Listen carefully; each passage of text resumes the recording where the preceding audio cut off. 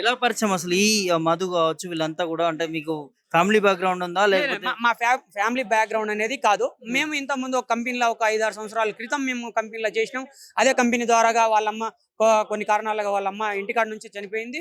అదే విధంగా మా అమ్మ ఆయనకి మొత్తం చూసుకునేది. బట్టలతో కానీ, ఆయనకి తిండి గానీ, ఇక మా అమ్మ ఈ మెట్టెలుంటాయి కదా! కాళ్ళకు పెట్టుకునేవి. అవి గూడా ఈ పట్టీలు గూడా అమ్మేసి అవి కుదువబెట్టి కొన్ని కారణాలుగా మాకు అమౌంట్ గూడా ఇచ్చింది. ఆ విషయం మధుకు గూడా తెలుసది. హ్మ్. అంటే మీకు 25,000 జీతం ఇచ్చి ఉద్యోగం లేదు. పెట్టుకున్నారా? 25,000 జీతం అని ఇస్తా అని అన్నాడు. 3 నెలలు ఆయన కాడ కంటిన్యూగా పనిచేసిన. మిగతా 3 నెలలు ఇదే పలారీలో ఉన్నాడు. కేసు పోతుంది, కోర్టుకు పోతుంది, జనాలు రావడం అట్లాంటివి అవుతుంటే నేను 3 నెలల దాకా అట్లనే క్లోజ్‌లా తీస్తా, మధ్యాహ్నం ఆపేస్తా, తీస్తా, మధ్యాహ్నం పొద్దున అట్లనే అది క్లోజ్. 3 నెలలు ఖచ్చితంగా ఆయన దగ్గర పనిచేసిన.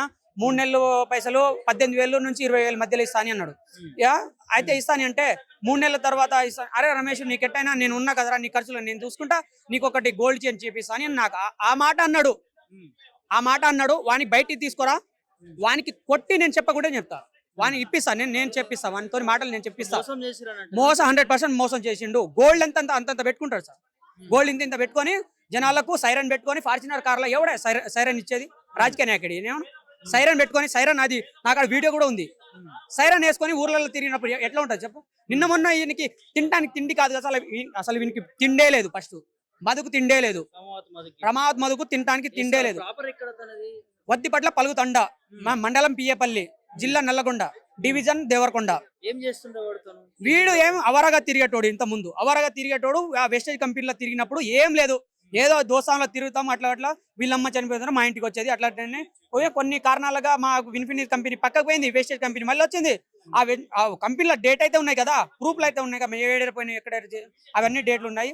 దాని ప్రకారంగానే ఎవరగా తిరిగేటోడు మళ్ళీ మధ్యలో ఇట్లా చేసి మొత్తం మాకు నాశనం చేసి పోయిండు. అంటే ఎప్పుడు మోసపోయారని ఎప్పుడు తెలిసింది మీకు ఈ కంపెనీకి సంబంధించి? ఇప్పటికి మోసపోయినామంటే ఇప్పటికి 5 నుంచి 6 నెలలు మాకు తెలిసింది, బయట వచ్చింది. ఎట్లా బయటపడిందంటే వాళ్ళు ఏం ఒప్పందాలు చేసుకున్నారు మీరు వారితో? మాకు ఒప్పందాలనే మాకేం చెప్పలే. ఒప్పందాలతోటి మాకు అంత సమానంగా మాకు రానిలే.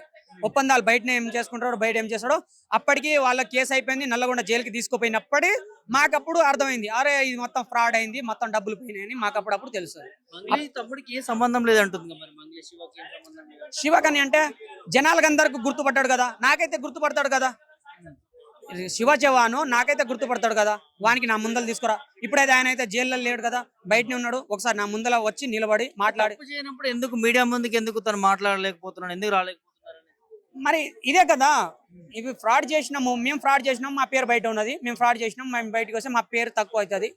ఇట్లా నేను మేనేజ్ చేస్తే వాళ్ళకు మా బంజారా వాళ్ళకు చాలా మందికి కూడా డబ్బులు ఇచ్చారంట. ఎందుకంటే నువ్వు మాట్లాడు, మనకు బంజారా కదా, నువ్వు మాట్లాడితే వీళ్ళు కొంచెం తగ్గిపోతారు, అదే విధంగా వీళ్ళు మాట్లాడితే అట్లా అయిపోయింది.